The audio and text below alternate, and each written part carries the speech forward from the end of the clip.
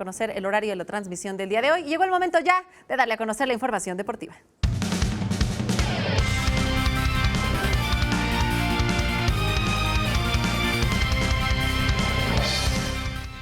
Muy buenos días, vamos con lo mejor de la información deportiva en este arranque de semana. Ayer el Autódromo Hermanos Rodríguez fue sede de los FIA America's Awards, que premian a lo mejor precisamente del automovilismo del continente americano. Por supuesto, el piloto mexicano Sergio Checo Pérez fue quien se llevó la tarde. La Federación Internacional del Automóvil celebró por primera vez en el Autódromo Hermanos Rodríguez la entrega de los galardones a lo mejor del automovilismo deportivo y a la seguridad vial en el continente del 2016.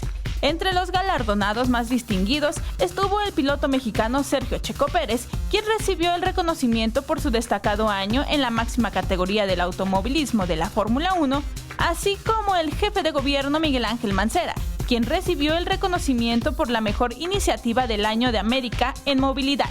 Es un premio muy especial que significa mucho y más que nada me llena de orgullo ver que los premios de la FIA de Latinoamérica se hicieron en México. Agradecemos a FIA es por compartir las políticas de seguridad, por impulsar esta tarea nada sencilla, porque cuando implementas nuevas reglas, cuando restringes velocidad, cuando exiges que los motociclistas usen casco, cuando tienes que llevar al terreno de los hechos estas políticas públicas, no es sencillo.